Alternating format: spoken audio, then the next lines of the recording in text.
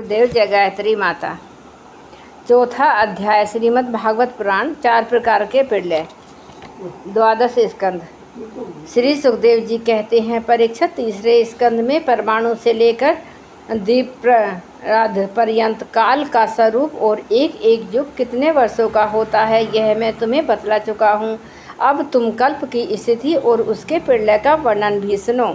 राजन, 1000 चतुर्युगी का ब्रह्म का एक दिन होता है। ब्रह्म के इस दिन को ही कल्प भी कहते हैं। एक कल्प में 14 मनु होते हैं। कल्प के अंत में उतने ही समय तक प्रलय भी रहता है। प्रलय को ही ब्रह्म की रात भी कहते हैं। उस समय ये तीनों लोक लीन हो जाते हैं, उनका प्रलय हो जाता है। इसका नाम नैमित्तिक प्रलय है। इस प्रलय के अवसर पर सारे विश्व को अपने अंदर समेटकर लीन कर ब्रह्म और तत्पश्चात शेषशायी भगवान नारायण भी शयन कर जाते हैं।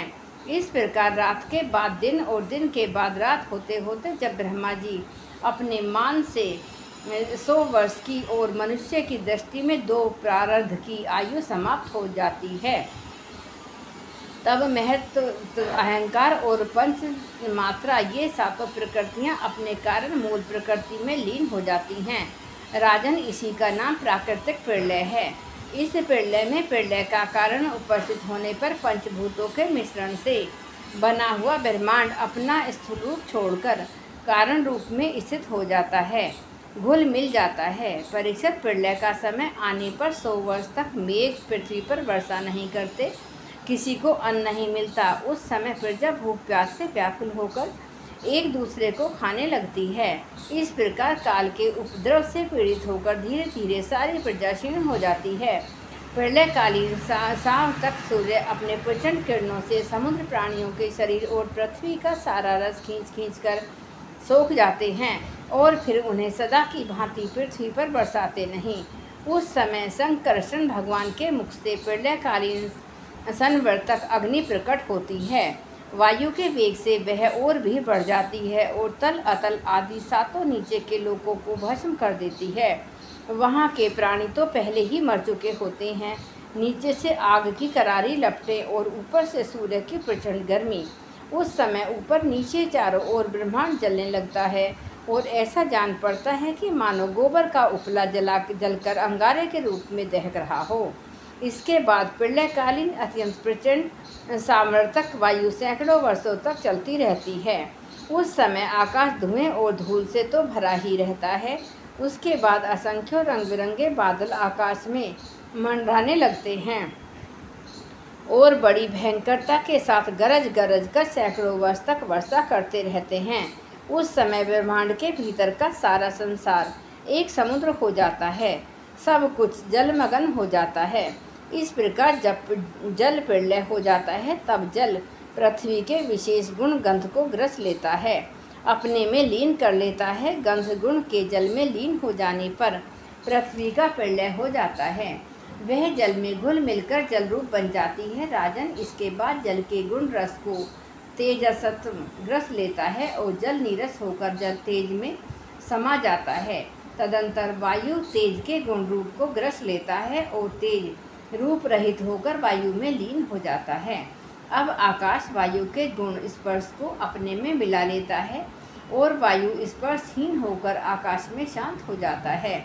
इसके बाद तामस अहंकार आकाश के गुण शब्द को ग्रस लेता है और आकाश शब्दहीन होकर तामस अहंकार में लीन हो जाता है। इस प्रकार तेजस अहंकार इंद्रियों को और वैकल्पिक सात्विक अहंकार इंद्रियाधिष्ठ देवता और इंद्रिय वृत्तियों को अपने में लीन कर लेता है। तत्पश्चात महतत्व अहंकार को और सत्व आदि गुण महतत्व को ग्रस लेते हैं। परीक्षित, यह सब काल की महिमा है। उसी की प्रेरणा से अव्यक्त प्रकृति गुणों को ग्रस लेती है और तब केवल प्रकृति ही प्रकृति शेष रह जाती है। वही चराचर जगत का मूल कारण है।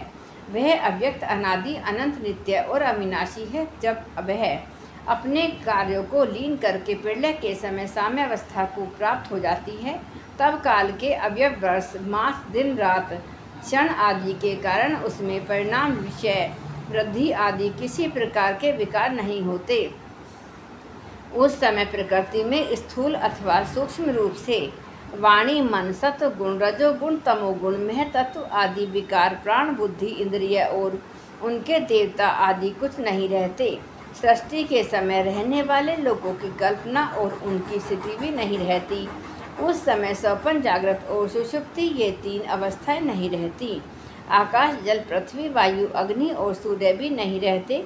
इस सब कुछ सोए हुए के समान शून्य हो जाता है। तब उस अवस्था तर्क के द्वारा अनुमान करना भी असंभव है। उस अव्यक्त को ही जगत का मूलभूत तत्व कहते हैं। इसी अवस्था का नाम प्राकृत प्रलय है। उस समय पुरुष और प्रकृति दोनों की शक्तियाँ काल के प्रभाव से क्षीण हो जाती हैं और विवश होकर अपने मूल स्वरूप में लीन हो जाती हैं। परीक्षित, अब आत्यंतिक प्रलय अर्थात मोक्ष का स्वरूप बतलाया जाता है। बुद्धि, इंद्रियां और उनके विषयों के रूप में उनका अधिष्ठान ज्ञान स्वरूप वस्तु ही भाषित हो रही है। उन सब का तो आदि भी है और अंत भी, इसीलिए वे सब सत्य नहीं हैं। वे दृश्य हैं और अपने अधिष्ठान से भिन्न उनकी सत्ता भी नहीं है, इसलिए वे सर्वथा मिथ्या माया मात्र हैं। जैसे दीपक, नेत्र और रूप ये तीनों तेज से भिन्न नहीं हैं, वैसे ही बुद्धि, इंद्रिय, उनके विषय तन मात्राएं भी अपने अधिष्ठान स्वरूप ब्रह्म से भिन्न नहीं हैं, यद्यपि वह उनसे सर्वथा भिन्न है। परीक्षित, जागृत, स्वप्न और सुषुप्ति ये तीनों अवस्थाएं बुद्धि की हैं। अतः इनके कारण अंतरात्मा में जो विश्व, तेजस और प्राग रूप नानात्व की प्रतीति होती है वह केवल माया मात्र है। बुद्धिगत नानात्व का एकमात्र सत्य आत्मा से कोई संबंध नहीं है। यह विश्व उत्पत्ति और प्रलय से ग्रस्त है, इसलिए अनेक अवयवों का समूह अवयवी है। अतः यह कभी ब्रह्म में होता है और कभी नहीं होता। ठीक वैसे ही जैसे आकाश में मेघमाला कभी होती हैं और कभी नहीं होती। परीक्षित, जगत के व्यवहार में जितने भी अवयवी पदार्थ होते हैं उनके न होने पर भी उनके भिन्न भिन्न अवयव सत्य माने जाते हैं, क्योंकि वे उनके कारण हैं। जैसे वस्त्र रूप अवयवी के न होने पर भी उसके कारण रूप सूत्र का अस्तित्व माना ही जाता है, उस प्रकार कार्य रूप जगत के अभाव में भी इस जगत के कारण रूप अवयव की स्थिति हो सकती है। परंतु ब्रह्म में यह कार्य कारण भाव भी वास्तविक नहीं है, क्योंकि देखो, कारण तो सामान्य वस्तु है और कार्य विशेष वस्तु। इस प्रकार का जो भेद दिखाई देता है वह केवल भ्रम ही है। इसका हेतु यह है कि सामान्य और विशेष भाव आपेक्षिक है। अन्य आश्रित विषय के बिना सामान्य और सामान्य के बिना विशेष की स्थिति नहीं हो सकती। कार्य और कारण भाव आदि और अंत दोनों ही मिलते हैं, इसलिए भी यह सापनिक भेदभाव के समान सर्वथा अवस्तु है। इसमें संदेह नहीं है कि प्रपंच रूप विकार सापनिक विकार के समान ही प्रतीत हो रहा है, तो भी यह अपने अधिष्ठान ब्रह्म स्वरूप आत्मा से भिन्न नहीं है। कोई चाहे तो भी आत्मा से भिन्न रूप में अनुमात्र भी उसका निरूपण नहीं कर सकता। यदि आत्मा से पृथक इसकी सत्ता मानी भी जाए तो यह भी चिद्रूप आत्मा के समान स्वयं प्रकाश होगा और ऐसी स्थिति में वह आत्मा की भांति ही एक रूप सिद्ध होगा। परंतु इतना तो सर्वथा निश्चित है कि परमार्थ सत्य वस्तु में नानात्व नहीं है। यदि कोई अज्ञानी परमार्थ सत्य वस्तु में नानात्व स्वीकार करता है तो उसका वह मानना वैसा ही है जैसा महाकाश और घटाकाश का आकाश स्थित सूर्य और जल में प्रतिबिंबित सूर्य का, तथा वह वायु और आंतर वायु का भेद मानना। जैसे व्यवहार में मनुष्य एक ही सोने को अनेकों रूपों में गलाकर तैयार कर लेते हैं और कंगन, कुंडल, कड़ा आदि अनेकों रूपों में मिलता है, इसी प्रकार व्यवहार में निपुण विद्वान लौकिक और वैदिक वाणी के द्वारा इंद्रियातीत आत्मस्वरूप भगवान का भी अनेकों रूपों में वर्णन करते हैं। देखो, न बादल सूर्य से उत्पन्न होता है और न सूर्य से ही प्रकाशित, फिर भी वह सूर्य के ही अंश नेत्रों के लिए सूर्य का दर्शन होने में बाधक बन बैठता है। इस प्रकार अहंकार भी ब्रह्म से ही उत्पन्न होता है, ब्रह्म से ही प्रकाशित होता है। ब्रह्म के अंश जीव के लिए ब्रह्म स्वरूप के साक्षात्कार में बाधक बन बैठता है। जब सूर्य से प्रकट होने वाला बादल तित्र बित्र हो जाता है तब नेत्र अपने स्वरूप सूर्य का दर्शन करने में समर्थ होते हैं।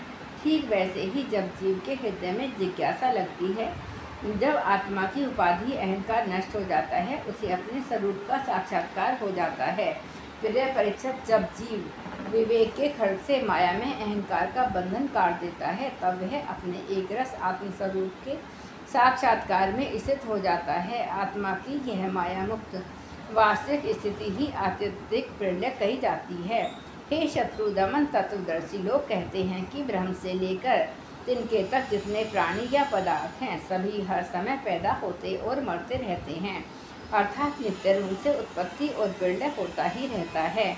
संसार के परिणामी पदार्थ नदी प्रवाह दीप शिखा आदि क्षण बदलते रहते हैं। उनकी बदलती हुई अवस्थाओं को देखकर यह निश्चय होता है कि देह आदि भी काल रूप सोते के वेग के बहते बदलते जा रहे हैं। इसलिए क्षण क्षण में उनकी उत्पत्ति और प्रलय हो रहा है। जैसे आकाश में तारे हर समय चलते ही रहते हैं, परंतु उनकी गति स्पष्ट रूप से नहीं दिखाई पड़ती, वैसे ही भगवान के स्वरूपभूत अनादि अनंत काल के कारण प्राणियों का प्रतिक्षण होने वाली उत्पत्ति और प्रलय का भी पता नहीं चलता। परीक्षक, मैंने तुमसे 4 प्रकार के प्रलय का वर्णन किया। उनके नाम हैं नित्य प्रलय, नैमित्तिक प्रलय, प्राकृतिक प्रलय और आत्यंतिक प्रलय। वास्तव में काल की सूक्ष्म गति ऐसी ही है। हे कुरुश्रेष्ठ, विश्वविधाता भगवान नारायण ही समस्त प्राणियों और शक्तियों के आश्रय हैं। जो कुछ मैंने संक्षेप से कहा वह सब उन्हीं की लीला कथा है। भगवान की लीलाओं का वर्णन तो स्वयं ब्रह्मा जी भी नहीं कर सकते। जो लोग अत्यंत दुस्तर संसार सागर से पार जाना चाहते हैं, अथवा जो लोग अनेकों प्रकार के दुख दावा नल से दग्ध हो रहे हैं, उनके लिए पुरुषोत्तम भगवान की लीला कथा रूप रस के सेवन के अतिरिक्त कोई साधन, कोई नौका नहीं है।